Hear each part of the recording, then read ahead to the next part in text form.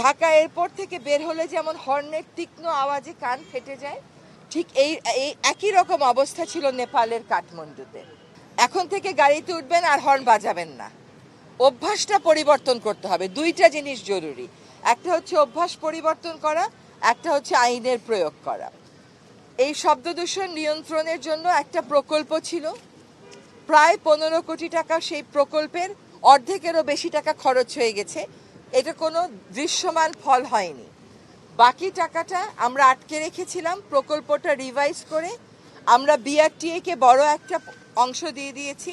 BRTA যেন পুলিশকে এবং ড্রাইভারদেরকে প্রশিক্ষণ দিতে পারে হর্ন না বাঁচানোর বিষয়ে। কিছু টাকা আমরা রেখেছি, এই যে আপনারা দেখছেন বিভিন্ন রাস্তার মোড়ে মোড়ে দাঁড়িয়ে মানুষের মধ্যে সচেতনতা সৃষ্টি করা, সেই কাজে। আর কিছু টাকা আছে আমাদের ইমামদের সাথে ওয়ার্কশপ,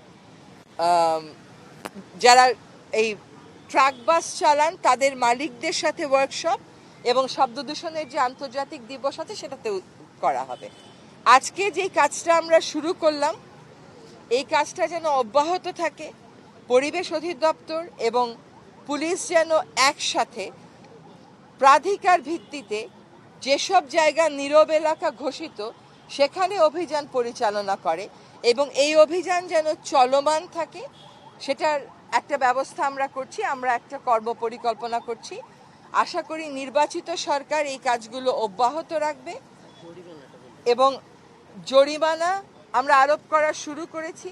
প্রথম দিকে আমরা একটু নমনীয় হলেও আশা করি পুলিশ পরবর্তীতে আরো কঠোর অবস্থানে যাবে। একটা ইতিবাচক অভিজ্ঞতা দিয়ে বক্তব্য শেষ করছি।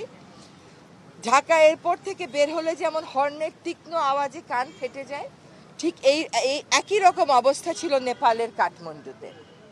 2024 সালের সেপ্টেম্বরে আমি নেপালের কাঠমান্ডুতে গেছিলাম।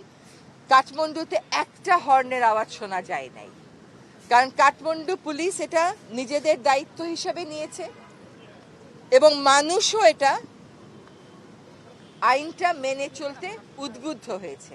তো সমাজ এগিয়ে আসুক, ছাত্র সমাজ এগিয়ে আসুক, চালকেরা যারা আছেন তারা এগিয়ে আসুক, পরিবেশ অধিদপ্তর আর পুলিশ একই সাথে কাজ করে মানুষকে উদ্বুদ্ধ করুক, জরিমানা করুক।